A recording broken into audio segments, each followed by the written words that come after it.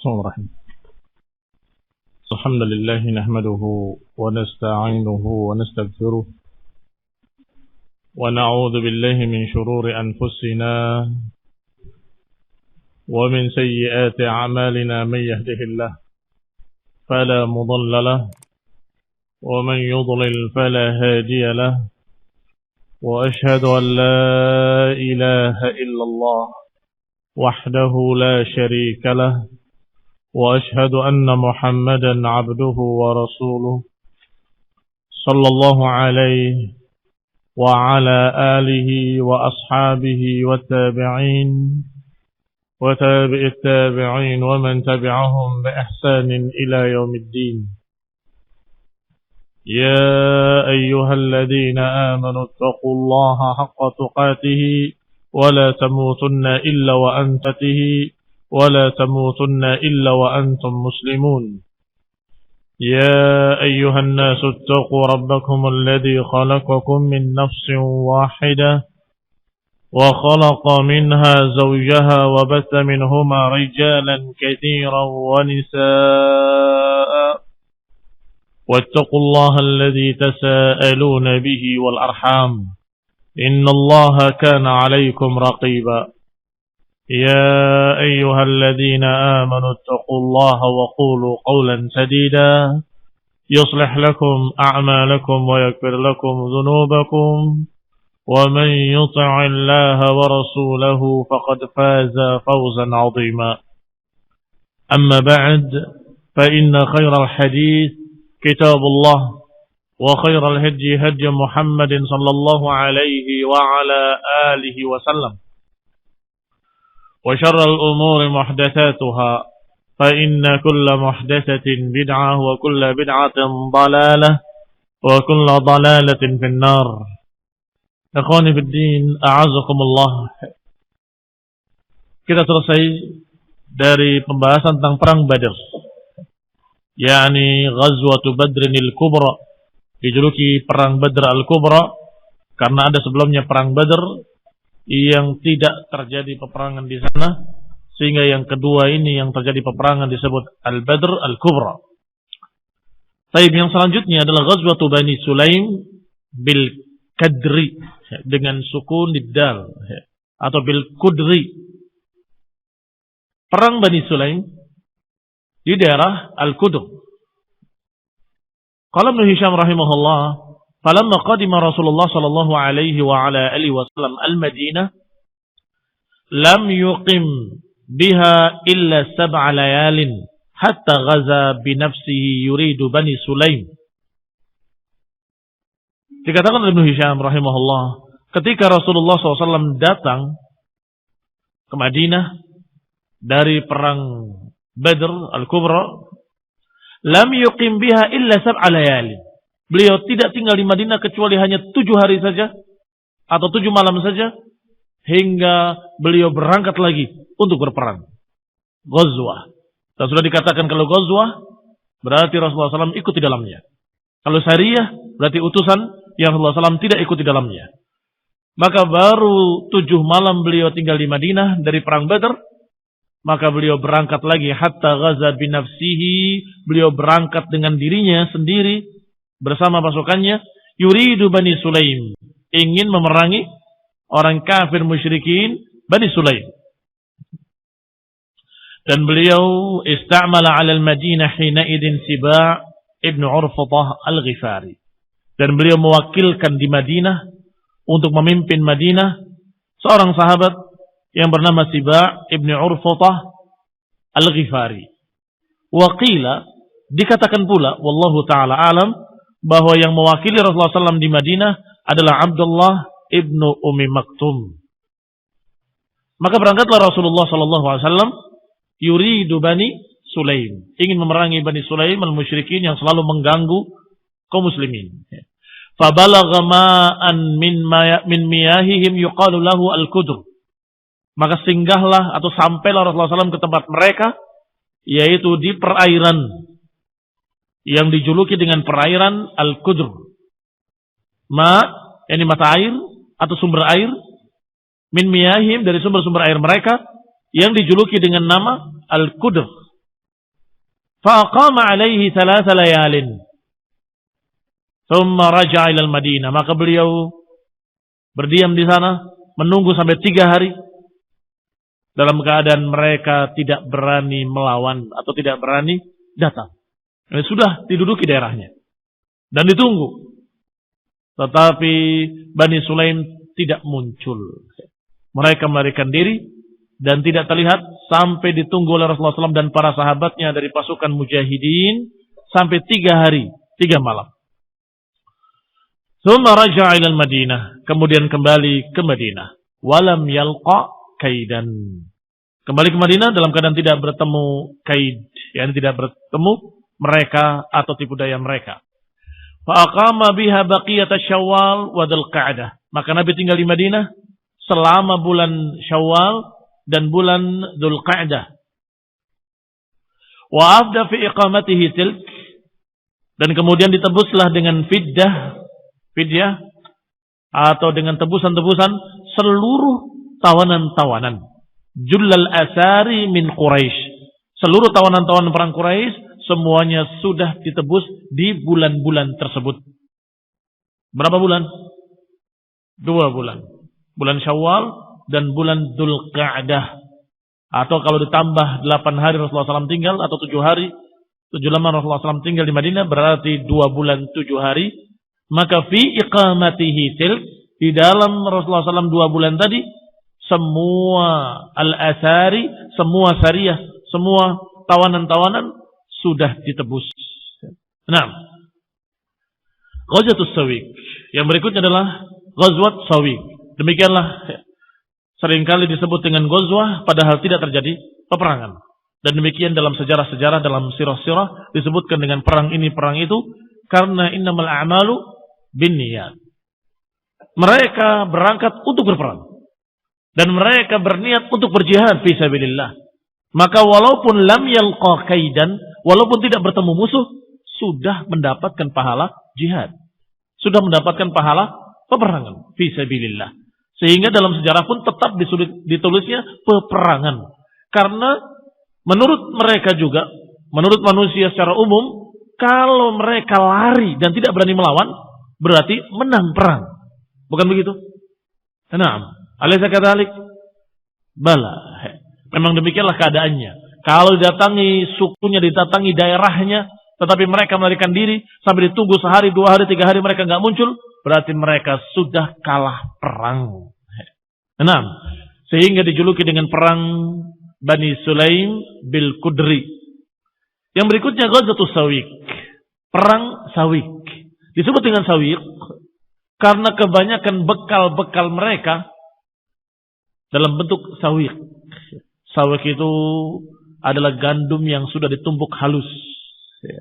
Dan biasa mereka makan bubuk gandum tadi dicampur dengan air, kemudian mereka beri madu, mereka beri samin, kadang-kadang mereka panaskan. Naam, maka itulah yang dikatakan dengan sawiq. Kebanyakan bekal mereka sawiq, sampai dijuluki dengan perang sawiq. Baik, qala rahimahullah, berkata Ibnu Hisham rahimahullah. Thumma ghaza Abu Sufyan ibn Harb ghazwat as-Sawiq. Kemudian bulan berikutnya, setelah bulan Dzulqa'dah, bulan apa? Dzulhijjah. Kemudian berangkatlah Abu Sufyan untuk memerangi kaum muslimin sekali lagi pada bulan Dzulhijjah dan mewakilkan beberapa orang wakilnya untuk ngurusi urusan haji, hajinya musyrikin fitil kasanah di tahun tersebut. Karena musyrikin jahiliyah, khususnya orang-orang Quraisy, walaupun mereka musyrikin tapi mereka mengenal haji yang mereka terima turun-temurun, asal muasalnya dari Rasulullah, Khalilullah, Ibrahim alaihissalam, dan kemudian Ismail alaihissalam, dan kemudian turunan-turunannya. Tetapi sekian panjang waktu, sekian lama waktu berjalan, mulailah haji mereka sudah berubah sekian macam perubahan-perubahan. Menjadi haji musyrikin. Mereka menyembah berhala dan mereka meletakkan 360 berhala di sekitar Ka'bah. Dan mereka wukuf selain di Arafah, mereka wukuf pula di berhala Latta. Ini kebiasaan mereka yang menambah-nambah haji dengan bid'ah-bid'ah dan syirik-syirik. Bahkan sebagian mereka menyatakan dengan kebid'ahan berikutnya, barang siapa yang mau haji dari orang-orang luar Quraisy, maka tidak boleh haji kecuali dengan pakaian Ahlul Humsi. Ahlul Humsi itu adalah kaum ningrat. Menurut Quraisy, kaum ningrat adalah mereka sendiri. Sehingga orang-orang asing dari luar Mekah yang mau haji harus memakai pakaian orang-orang Quraisy, pakaian kaum ningrat, pakaian orang-orang yang mulia yang dijuluki Ahlul Humsi. Barang siapa yang tidak punya, maka dia harus menyewa atau membeli. Maka orang-orang Quraisy mengambil keuntungan dengan menjual pakaian-pakaian dengan harga mahal atau menyewakannya dengan harga mahal. Maka siapa yang tidak memiliki pakaian Ahlul Humsi, tidak mampu membeli, tidak mampu menyewa, maka mereka bertelanjang tawafnya. Menurut mereka suci. Menurut mereka bahwa saya lebih baik telanjang daripada memakai pakaian yang rendahan atau pakaian orang-orang rendah, tidak memakai pakaian orang-orang ningrat. Ikhwan fillah a'azakumullah. Mereka menganggap bahwa itu adalah fitrah. Sebagaimana lahirnya ke dunia dalam keadaan telanjang, maka tawaf di hadapan Allah dalam keadaan telanjang, sebagaimana nanti dibangkitkan dalam keadaan telanjang, kata mereka. Dan sekian banyak bid'ah-bid'ah lainnya. Al-muhim, yang mau kita ceritakan di sini adalah bahwa Abu Sufyan biasa mengurusi urusan-urusan haji. Memberi makannya, memberi minumnya, menyiapkan untuk tamu-tamunya. Tetapi ketika saat itu Dzulhijjah, Abu Sufyan keluar dengan 200 pasukan berkuda. Dan mewakilkan untuk urusan haji orang lain. Kenapa demikian? Fakana Abu Sufyan hina raja'a ila Makkah wa raja'a fallu Quraisy min Badrin nadhara alla yamassa ra'sahu ma'un min janabah hatta yaghzuwa Muhammadan sallallahu alaihi wa ala alihi wasallam. Karena Abu Sufyan hina raja'a, ketika pulang ke Mekah dari perang Badar yang besar kemarin, wa raja'a fallu Quraisy, dan pulang sisa-sisa musyrikin Quraisy, dijuluki dengan fallu Quraisy, sisa Quraisy, karena kebanyakan mereka terbunuh. Yang pulang itu sisanya, yang diistilahkan residu. Residu, pasukan sisa. Yang selamat, ada yang terluka, ada yang begini, ada yang begitu. Yang namanya orang pulang perang. Maka semua ketika pulang dari perang Badar, dan sisa-sisa pasukan juga pulang ke Mekah dari Badar, Abu Sufyan bernadar. Nadhara, apa nadarnya? Nadhara alla yamassa ra'sahu ma'un min janabatin. Bernadar untuk tidak tersentuh air kepalanya dan tidak akan mandi junub sampai memerangi Muhammad dan kawan-kawannya. Lihat, pulang dalam keadaan jengkel. Kenapa kalah? Lihat nanti, saya bernadar enggak akan kepala saya tersentuh air dari mandi janabah sampai aku memerangi Muhammad dan kawan-kawannya, kata Abu Sufyan. Demikian diriwayatkan. Orang-orang Quraisy juga masing-masing bernadar dengan kebenciannya, ingin membalas dendam mereka karena saudara-saudaranya terbunuh. Fakharaja fi mi'atay rakib. Sebagai catatan bahwa ini menunjukkan orang-orang jahiliyah mengenali mandi junub. Bagi kalian yang cetakannya sama, akan tertulis di bawahnya footnote. Demikian keadaan mereka. Kanal ghuslu minal janabati ma'mulan bihi fil jahiliyah. Demikianlah mandi janabah memang sudah dikerjakan oleh orang-orang musyrikin jahiliyah sejak sebelum Islam. Kal haji wan nikah, sama seperti haji dan nikah. Haji sudah kita ceritakan tadi, bahwa mereka mengerjakan haji yang mereka warisi turun-temurun dari nenek moyangnya. Sedangkan nenek moyang mereka siapa? Nenek moyang Quraisy, Ismail alaihi salam. Nenek moyang Quraisy adalah Ismail, Nabiullah, anaknya Nabiillah alaihi wassalam. Semoga salawat dan salam kepada mereka. Maka mewarisi haji tadi, tetapi ditambah dengan sekian macam kebid'ahan dan kesyirikan. Demikian pula mandi janabah. Mereka mengerjakannya kalau habis jima mereka mandi. Tetapi khusus ketika pulang perang Badar dengan kalah, mereka bersumpah untuk tidak tersentuh air sampai memerangi kaum muslimin. Demikian pula yang masih tersisa dari peninggalan para anbiya pada mereka adalah nikah. Sebagaimana diriwayatkan oleh Aisyah dalam hadis sahih, dalam kitab-kitab sahih, bahwa Aisyah menyatakan pernikahan-pernikahan di zaman jahiliyah ada sekian macam. Ada pernikahan dalam bentuk seorang berzina dengan orang lain, kemudian dia hamil, dan kemudian dia panggil dukun, kemudian dia menyatakan ini bapaknya. Maka yang ditunjuk oleh bapaknya harus mengakui. Demikian pula nikah yang unik, yang sesungguhnya seperti pelacuran, adalah seorang wanita di rumahnya memasang bendera putih. Maka siapapun yang datang kepadanya akan dilayani seperti suaminya. Tetapi bedanya dengan pelacuran hari ini, kalau waktu itu wanita yang memasang bendera putih tadi kalau hamil tidak digugurkan, tidak dibuang janinnya, tidak dibuang di pinggir sungai. Tetapi dipanggil semua yang pernah datang ke wanita tersebut. Kalau 10 yang pernah datang, 10 dipanggil semua. Dan kemudian dikatakan kepada dukun yang dipanggil sebagai hakimnya. Maka dukun melihat bayinya, kemudian melihat orang yang 10 tadi. Kemudian menyatakan, engkau bapak anak ini. Maka yang ditunjuk oleh dukun tadi sebagai bapaknya, dia bertanggung jawab terhadap anak tersebut. Ini pernikahan jahiliyah.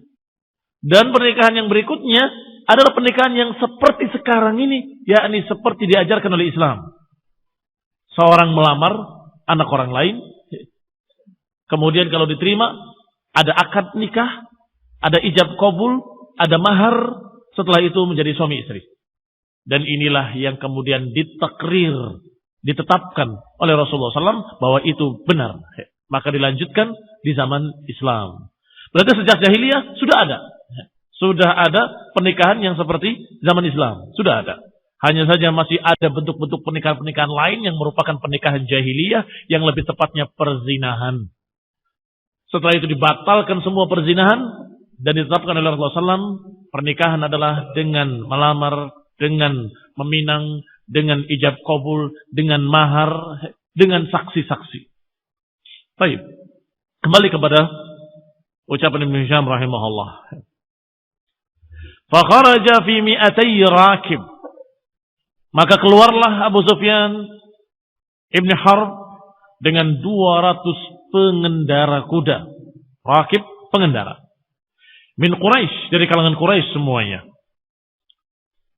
Liyadharra biyaminihi, untuk menunaikan sumpahnya, untuk menunaikan nazarnya, yang mengucapkan dengan nama Allah, demi Allah aku enggak akan tersentuh air, atau kepalaku enggak akan tersentuh air, tidak akan mandi janabah sampai aku memerangi mereka kaum muslimin. Fasalakan Najdiyah, maka berjalanlah pasukan 200 berkuda tadi mengikuti jalan Najdiyah. Najdiyah di pinggir pantai. Bukan Najdiyah maknanya pinggir pantai, tetapi daerah di pinggir pantai. Hatta nazara bisadri qatatin ila jabalin yuqalu lahu Saib. Sampai di tengah Qatat ila jabalin. Di tengah daerah Qatat, di dekat gunung batu tentunya, yang dijuluki dengan nama Saibun. Minal Madinah ala baridin aw nahwahu. Dari Madinah sejarak 1 barid. 1 barid, 1 jarak tertentu. Wallahu ta'ala alam. Diperselisihkan berapa farsah ketika itu, berapa kilo. Tetapi sudah dijadikan sebagai istilah barid, yaitu 1 jarak tertentu yang dipakai untuk mengantarkan pos surat. Jangan dikira masa itu nggak ada. Pos. Bagaimana caranya pos-pos waktu itu? Bukan dengan kendaraan-kendaraan yang seperti sekarang, dengan cepat, tidak. Tetapi kalau mau mengirim, maka ditempatkan di setiap jarak 1 barid 1 orang. Ada posnya, ada rumahnya. Pos 1, pos 2, pos 3, pos 4. Ya. Pos dalam bahasa Arabnya barid. Barid pertama ada satu orang. Barid kedua ada orang kedua. Barid ketiga ada orang ketiga. Barid keempat ada orang keempat. Barid kelima ada orang kelima sampai ke kota lain. Baik, setiap satu barid ada orang di sana, wakilnya. Maka kalau mengantarkan surat yang dari kota pertama, kota A, tidak ke kota B. Dia hanya mengantarkan ke barid pertama. Diterima oleh orang di barid kedua. Orang di barid kedua juga tidak jauh dia perginya. Dia pergi hanya ke barid yang ketiga. Diterima oleh barid yang ketiga. Kemudian oleh barid yang ketiga dikirimkan ke barid yang keempat. Terus begitu, maka suratnya berjalan, orang-orangnya hanya tetap di pos-posnya saja. Pergi ke barid yang berikutnya, kembali. Terbayang? Oleh karena itu, sampai hari ini, yang namanya pos dalam bahasa Arab disebut barid. Kantor posnya, maktabul barid. Nah, kembali kepada pembahasan kita. Dengan jarak satu barid dari Madinah, berarti tidak begitu jauh. Satu barid saja. Tsumma kharaja minal laili hatta ata Bani Nadir. Kemudian di malam hari dia keluar hingga mendatangi suku Bani Nadir. Bani Nadir adalah Yahudi. Yahudi Bani Nadir. Tahta lail, di malam hari. Fa'ata Huyai ibni Akhtab fadaraba alaihi babahu. Kemudian dia mendatangi rumahnya Huyai ibni Akhtab. Seorang Yahudi, seorang yang kafir, musuh besar kaum muslimin, musuh Rasulullah sallallahu alaihi wasallam, musuh Nabiullah Huyai ibni Akhtab. Yang Rasulullah SAW hingga memerintahkan sahabat untuk membunuhnya. Huyai ibni Akhtab. Tetapi ternyata orang ini penakut, pengecut. Daraba alaihi babahu, diketok rumahnya oleh Abu Sufyan. Fa'aba an yaftaha alaihi babahu. Huyai ibn Akhtab tidak berani membuka pintu. Aba an yaftaha alaihi babahu, menolak untuk membukakan pintu untuknya. Wa khafahu, dan takut kepadanya. Ada apa ini? Malam-malam begini ada yang ngetok-ketok, bersenjata lengkap lagi. Enggak dibuka oleh Huyai ibn Akhtab. Fansarafa, maka Abu Sufyan kembali ke rumah yang lain, rumah tokoh Yahudi yang lain, yaitu Salam ibn Mishkam, juga tokoh Yahudi, bahkan seorang yang merupakan pemegang perbendaharaan Yahudi. Wa kana sayyid ala Bani Nadir, dan Ibn Mishkam ini adalah tokohnya Yahudi Bani Nadir fi zamanihi, di zamannya, fi zamanihi dzalik. Wa sahibu kanzihim, dan pemilik perbendaharaan mereka. Mereka itu Yahudi, hidupnya bersama-sama dan biasanya dalam satu benteng. Bersama-sama dalam satu benteng. Dan mereka mengumpulkan iuran. Iuran itu seperti Baitul Mal. Mereka kumpulkan hartanya. Kalau ada kejadian-kejadian besar yang membutuhkan dana, maka mereka akan pakai dana dari perbendaharaan yang dikumpulkan tadi. Nah, Ibn Mishkam inilah pemegang harta perbendaharaan tadi. Fasta'adzana fa'adzina lahu faqarahu wa saqahu. Maka Abu Sufyan minta izin untuk masuk, diizinkan untuk masuk, dan kemudian dijamu sebagai tamu, wa saqahu, dan juga diberi minum. Qarahu, dijamu, saqahu, diberi minum. Wa batana lahu min khabarin nas, dan kemudian dikabarkan, dituangkan kepadanya dari berita-berita manusia. Ini terjemahan. Adapun kalau kamu melihat kalimat per kalimatnya, batana berarti perut, khobar berarti berita, nas manusia, perut baginya berita manusia. Apa itu maknanya?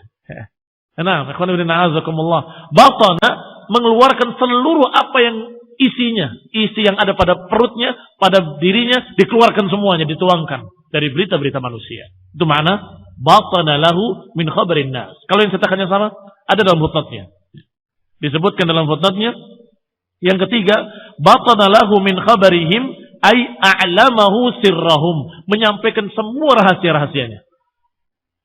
Disampaikan semua rahasia-rahasia. Ikhwan ibn a'azakumullah, ini Yahudi dan Abu Sufyan cerdas. Kalau dia mau memerangi kaum muslimin di Madinah, perlu berita-berita yang penting dari orang yang tinggal di Madinah. Sedangkan orang yang tinggal di Madinah yang bisa ditanya adalah yang sesama kafir, kan begitu. Sesama orang kafir tidak saling mendahului. Maka yang didatangi adalah tokoh-tokoh kafir tadi. Tokoh-tokoh Yahudi yang ternyata Huyai bin Akhtab tidak mau membukakan pintunya, maka dia mengetuk pintu lain, yaitu Salam ibn Mishkam. Setelah sampai kepadanya, kepada Salam ibn Mishkam, kemudian dijamu dengan makanan dan minuman, maka mulailah disampaikan semua rahasia-rahasia yang diketahui oleh Abu Sufyan untuk Bani Nadir, dan apa yang diketahui oleh Mishkam atau Ibn Mishkam untuk Abu Sufyan.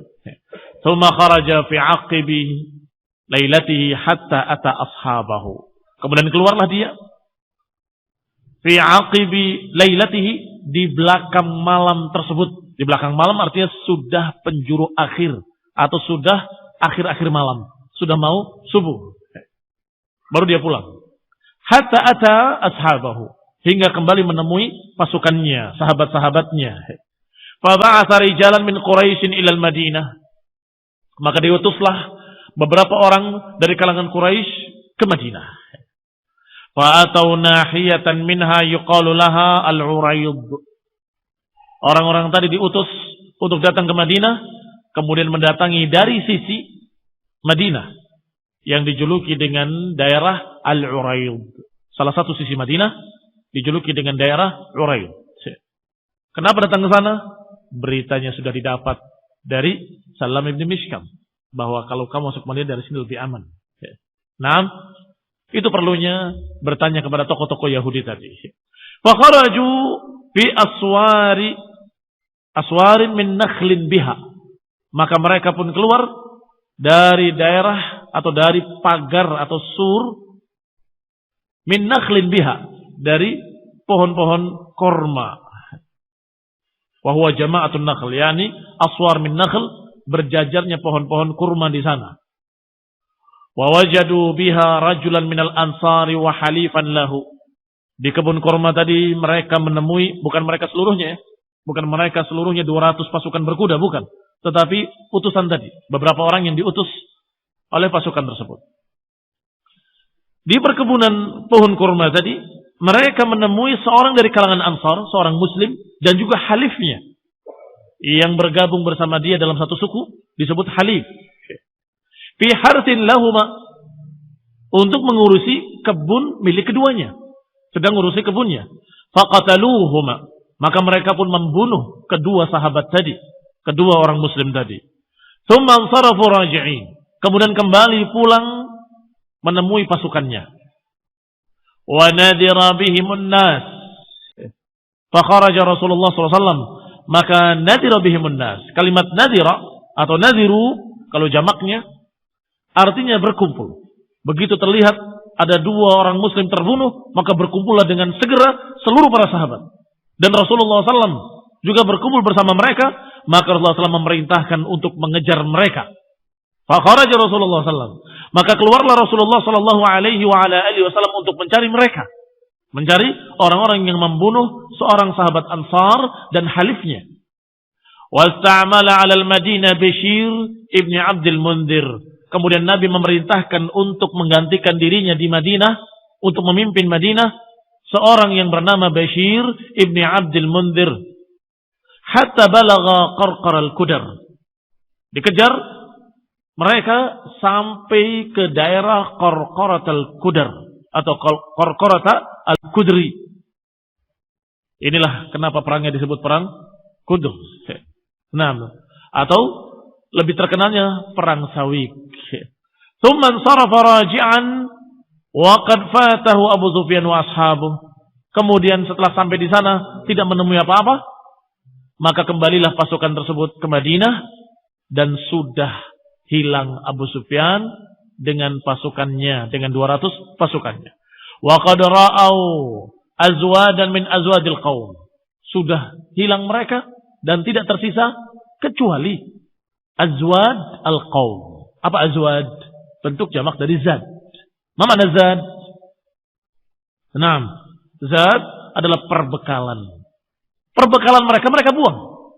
Untuk apa?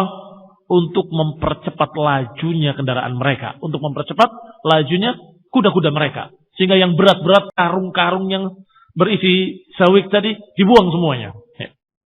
Wa qad ra'aw azwadan min azwadil qaum.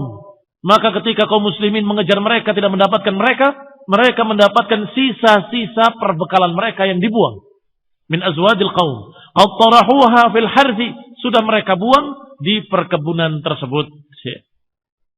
Apa itu tujuannya? Yatakhaffafuna minha linnajah.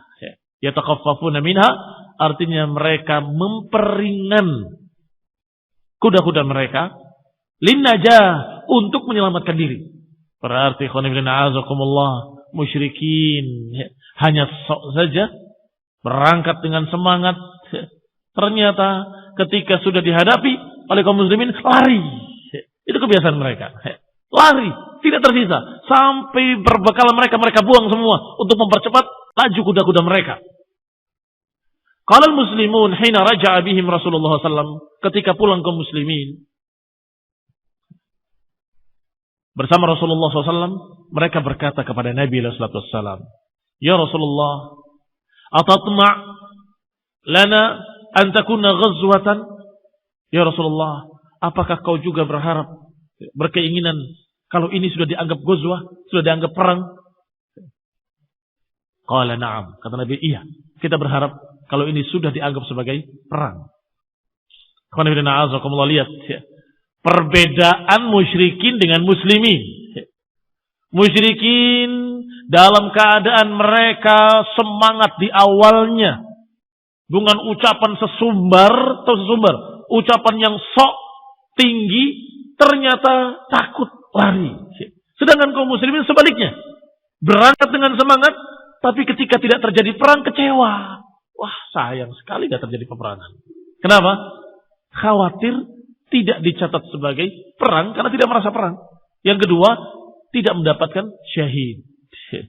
Padahal syahadah, mati syahid, itu adalah harapan-harapan kaum muslimin. Sehingga ketika kaum muslimin memerangi Romawi, pimpinan kaum muslimin berkata kepada Raja Romawi, kami membawa pasukan yang ingin mati sebagaimana pasukan kalian ingin hidup. Kami membawa pasukan yang ingin mati sebagaimana pasukan kalian ingin hidup. Sudah berbeda. Pasukan Romawi ingin hidup, ingin pulangnya disambut sebagai pahlawan, itu kan? Tetapi pasukan muslimin ingin mendapatkan syahadah, ingin mendapatkan kemuliaan syahid. Maka tentunya akan berbeda di lapangan. Tentunya akan berbeda keadaannya ketika peperangan terjadi. Akan berbeda. Yang ini dengan semangat, yang ini sekedarnya saja. Kalau selamat, alhamdulillah mereka pulang. Ya kalau mengucapkan alhamdulillah, mungkin mengucapkan puji Tuhan. Kalau Nasrani Romawi. Atau mereka akan memuji berhalanya kalau mereka musyrikin. Ikhwan ibn a'azakumullah, demikianlah perang Sawiq. Jadi apa Sawiq? Hah? 6. Gandum yang sudah ditumbuk halus seperti terigu. Baik. Kenapa perangnya dinamakan perang Sawiq? Karena mereka kaum muslimin tidak mendapati pasukan musyrikin, hanya mendapati bekal-bekal mereka yang mereka buang, yang ternyata semuanya Sawiq. Semuanya Sawiq. Peperangan berikutnya yang juga tidak terjadi peperangan tapi disebut ghazwah, yaitu ghazwah di Amr. Ghazwah di Amr. Falamma raja'a Rasulullah sallallahu alaihi wa ala alihi wasallam min ghazwati Sawiq. Ketika Rasulullah SAW pulang dari perang Sawiq pada bulan Dzulhijjah, barakallahu fikum. Pada bulan Dzulhijjah, aqama bil Madinah baqiyata Dzulhijjah. Maka Nabi tinggal di Madinah sisa bulan Dzulhijjah. Sisa bulan Dzulhijjah beliau tinggal di Madinah. Au qariban minha, atau dekat di sana. Tsumma ghaza Najdan. Kemudian beliau memerangi daerah Najd. Siapa yang tinggal daerah Najd dari musyrikin, kufar? Yuridu Ghatafan. Di daerah Najd, di sana ada suku Bani Ghatafan. Bani Ghatafan adalah yang bergabung bersama Yahudi, Bani Quraidah, Bani Nadir, dan juga sekian banyak Yahudi dan musyrikin Quraisy nanti ketika dalam perang Khandaq. Dalam perang Khandaq, Bani Ghatafan akan bergabung dengan musyrikin. Sebelum terjadi perang Khandaq, mereka sudah mengganggu kaum muslimin, sudah menunjukkan permusuhannya. Maka Rasulullah SAW menyatakan berangkat. Kita berangkat ke Najd. Kita perangi mereka, Bani Ghatafan yang selalu menghalangi dan menentang dakwah Islam. Wahia ghazwah di Amr, yang perangnya dijuluki dengan ghazwah di Amr, yang memiliki Amr. Wa ista'mala 'ala al-Madinah Utsman ibn Affan, dan yang menggantikan posisi Nabi untuk memimpin di Madinah adalah Utsman ibn Affan radhiyallahu taala anhu. Fa qama bi Najdin, maka Nabi tinggal di Najd, menunggu mereka yang melarikan diri, takut kepada kaum muslimin. Ini membuktikan kebenaran ucapan Rasulullah SAW, bahwasanya beliau menyatakan nusirtu birru'bi masirata syahrin. Ini petikan dari hadis Rasulullah SAW di dalam kitab-kitab sahih, dalam kitab sahihain, bahwa beliau menyatakan u'titu khamsan lam yu'tahunna ahadun minal anbiya'i qabli. Aku diberi 5, apa yang tidak diberikan kepada nabi-nabi sebelum. Apa diantaranya? Nusirtu birru'bi masirata syahrin. Aku dimenangkan oleh Allah birru'b, dengan rasa takut yang ditimpakan kepada musuh-musuhnya, masirata syahrin, sejarak perjalanan 1 bulan. Yang di 1 bulan lagi kaum muslimin mau datang, mereka sudah ketakutan, lari tunggang-langgang. Nusirtu birru'bi masirata syahrin. Ini buktinya. Ingin memerangi mereka Bani Sulaim di Qudar, ternyata mereka sudah lari. Juga ketika akan mengejar pembunuh 2 orang tadi, sahabat Ansar dan halifnya, yaitu pasukan musyrikin, sejumlah 200 pasukan berkuda, dikejar, sudah hilang, sudah lari. Demikian pula pada perang Ghazwat di Amr, Rasulullah SAW datang ke Najd untuk menemui suku Bani Ghatafan, musyrikin yang menentang Rasulullah SAW dan juga menentang para sahabat, menentang kaum muslimin dan menentang agama. Faqama bin Najdin, maka beliau tinggal di Najd, nunggu mana mereka. Ini selama bulan Safar. Selama bulan Safar. Kullahu. Bayangkan sebulan penuh nunggu di sana. Au qariban min dzalik, atau lebih dari itu. Sebulan atau lebih. Tsumma raja'a ila al-Madinah, kemudian kembali ke Madinah, walam yalqa kaidan, tetapi tidak menemui tipu daya apapun, tidak menemui peperangan.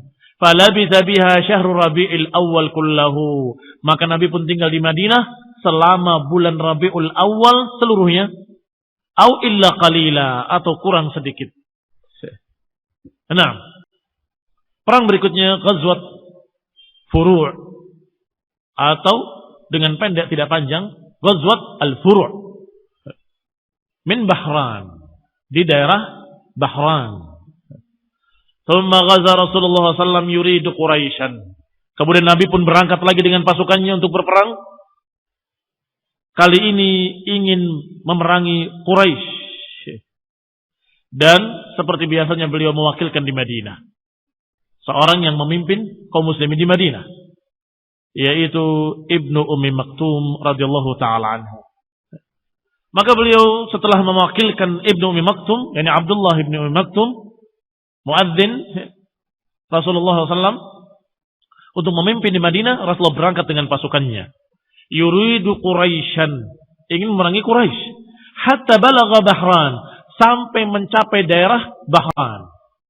Ma'dinan bil Hijaz, satu daerah Ma'din, daerah yang mereka biasa mengambil perbendaharaan dari tanah, pertambangan, di Hijaz, daerah Hijaz, min nahiyatil Furu', dari sisi daerah Furu'.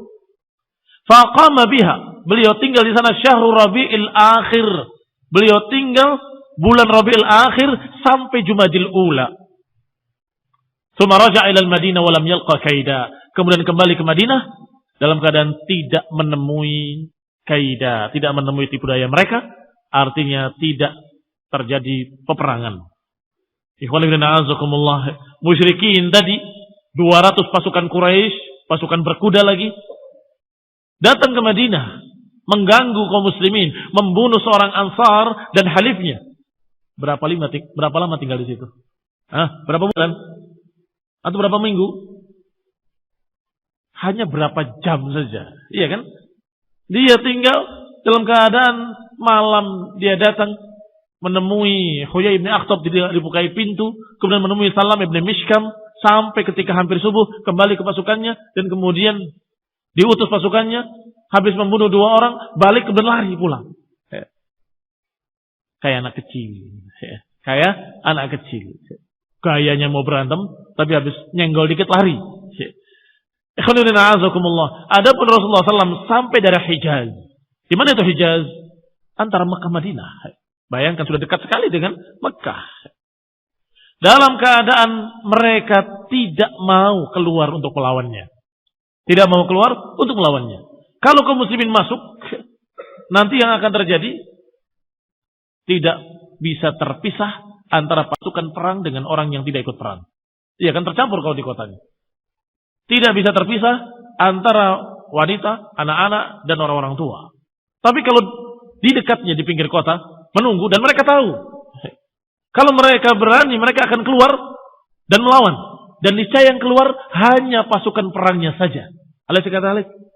Bukankah demikian? Kalau keluar, maka yang keluar hanya pasukan perangnya saja. Orang-orang yang dilarang dibunuh nggak akan ikut keluar.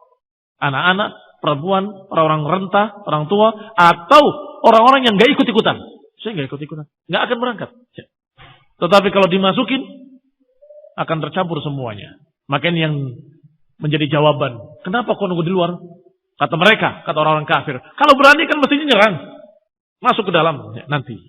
Pada gilirannya nanti, pada Fathu Mekah, Rasulullah SAW masuk dalam keadaan sudah yakin dengan jumlah yang sangat besar, sehingga tidak akan terjadi perlawanan. Diperkirakan tidak akan terjadi perlawanan, sehingga masuk dalam keadaan aman. Walaupun ternyata terjadi sedikit peperangan di beberapa pintu masuk ke Mekah, yaitu pada perang Fathu Mekah. Nanti insyaallah pada babnya kita akan bahas. Adapun kali ini beliau hanya sampai Hijaz di pinggir kota. Kalian tahu antara Mekah, Madinah, dan Jeddah itu semuanya disebut Hijaz. Tidak ada yang menemui mereka. Maka Rasulullah SAW menunggunya sampai 1 bulan Rabiul Akhir dan bulan Jumadil Ula.